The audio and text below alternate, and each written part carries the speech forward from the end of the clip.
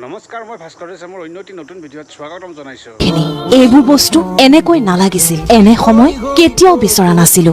কষ্টকৰ সময় এইটো, বহুত কষ্টকৰ সময়। এইবোৰ বস্তু এনেকে নালাগিছিল, আচলতে জীৱনত কেতিয়াও বিচৰা নাছিলো এনেকে। আদালতত উপস্থিত হৈ আজি এনেদৰে উচুপি উঠিল গৰিমা শইকীয়া গাৰ্গ। সঁচাই গৰিমা গাৰ্গৰ লগতে সমগ্ৰ অসমবাসীৰ বাবে আজিৰ এই সময়খিনি বৰ অপ্ৰত্যাশিত, বেদনাক্লিষ্ট, অসহনীয়। আজি জুবিন গাৰ্গৰ সম্পত্তিৰ সকলো নথি হস্তান্তৰ কৰা হল পত্নী গৰিমা শইকীয়া গাৰ্গৰ নামত। গৰিমা শইকীয়া গাৰ্গলৈ উত্তৰাধিকাৰ প্ৰমাণ পত্ৰ জাৰি আদালতৰ। প্ৰাণৰ শিল্পীগৰাকীৰ অনুপস্থিতিত পৰিয়ালৰ লোকৰ অনুমতি সাপেক্ষে যদিও আইনগতভাৱে সকলো সম্পত্তিৰ অধিকাৰী পত্নী গৰিমা গাৰ্গ, তথাপি আদালতৰ এই ৰায় অথবা এই উত্তৰাধিকাৰ প্ৰমাণ পত্ৰখনে আকৌ এবাৰ সকলোৰে সন্মুখত তুলি ধৰিলে সেই ৰুহবাস্তৱ নিৰ্মম সত্যটি। কামখিনি কৰি দিছে কোৰ্টে, ধন্যবাদ জনাইছো কোৰ্টক। আৰু কি ক'ম আৰু বাকী তেওঁৰ কামখিনি কৰি যাবলৈ এতিয়া চেষ্টা কৰিম, সেইটোৱে আৰু। তেওঁ যিখিনি বিচাৰিছিলে সেইখিনি কাম তেনেকৈ কৰি যাবলৈ চেষ্টা কৰিম। সঁচাই কায়িকভাৱে আমাৰ মাজত নাই হিয়াৰ মথু জুবিন গাৰ্গ। অসমীয়াৰ বুকুত বিষাদৰ বন্যা বোৱাই পপীয়া তৰাটো খহি পৰা 9টা মাহেই হল। প্ৰাত্যহিক কৰ্মসূচী, উৎসৱ পাৰ্বণৰ আয়োজনৰ মাজতো জুবিনহীনতাৰ বিষাদেৰে দগ্ধ প্ৰতিজন অসমীয়াৰ বুকুৰ এটা কোণত আজিও বিশাল শূন্যতা। বৰ্তমান ন্যায়ালয়ৰ বিচাৰাধীন জুবিন গাৰ্গৰ ৰহস্যজনক মৃত্যুৰ বিচাৰ প্ৰক্ৰিয়া, ন্যায়ৰ আশাত বন্দী সকলো। আজি উত্তৰাধিকাৰ প্ৰমাণ পত্ৰখন হাতত কৰাৰ পাছতেই আদালত চৌহদত উচুপি উঠিল গৰিমা গাৰ্গ। কান্দি কান্দি সাংবাদিকৰ আগত কলে, মোৰ নিজৰ লগতে এখন মানসিক যুদ্ধ চলি আছে। যিখিনি কৰিছিলো একেলগে কৰিছিলো, এইখিনি হাতত লৈ কেতিয়াও শান্তি পোৱা নাই।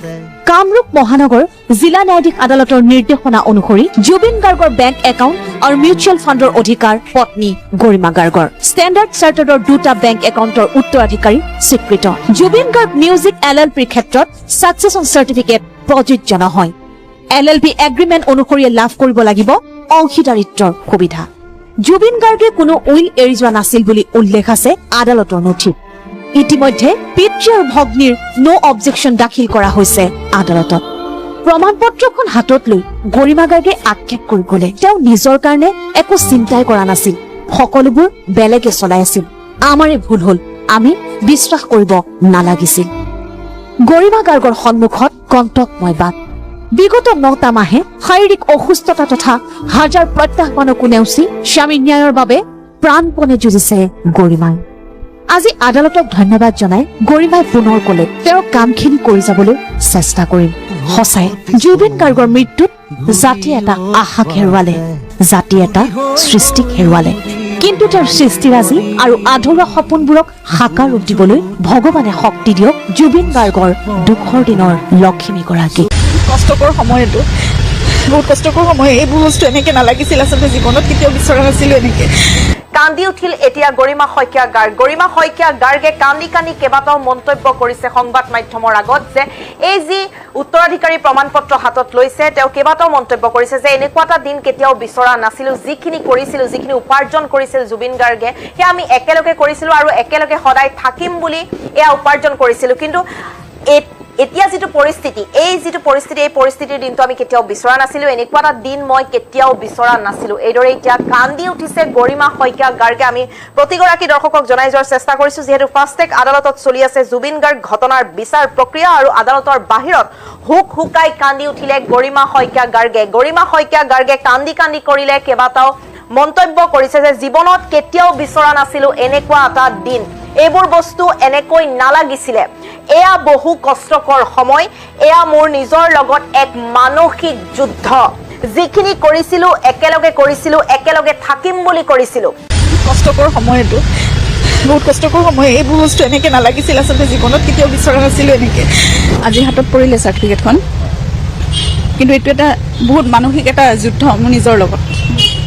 হাতত পালো যদিও মই সেইটো মানে কেতিয়াও মোৰ কাৰণে সফলতা আৰু এইটো পৰ্যায় পামহি বুলি কেতিয়াও ভবা নাছিলো আচলতে জীৱনত। আনকি যিজন অফিচাৰে মোক হেণ্ড অভাৰ কৰিছে তেখেতেও সেইটোৱে কথা কৈছে। আৰু যিখিনি কৰিছিলো একেলগে কৰিছিলো, একেলগে থাকিম বুলি, এতিয়া এইখিনি লৈ মই শান্তি কেতিয়াও পোৱা নাই একেবাৰে। একো ক'ব নোৱাৰিম এতিয়া। কষ্টকৰ সময় এইটো। বহুত কষ্টকৰ সময় এইবোৰ বস্তু এনেকৈ নালাগিছিল আচলতে জীৱনত কেতিয়াও বিচৰা নাছিলোঁ এনেকৈ কোনেও ভবা নাছিলে আচলতে এনেকুৱা এটা দিন আহক বুলি আমিও কোনেও ভবা নাছিলোঁ আপোনাৰতো বাদেই এনেকুৱা এটা দিন আপুনি এইখিনি কাম কৰিব লাগিব বুলি কামখিনি কৰি দিছে কোৰ্টে ধন্যবাদ জনাইছোঁ কোৰ্টক আৰু কি ক'ম আৰু বাকী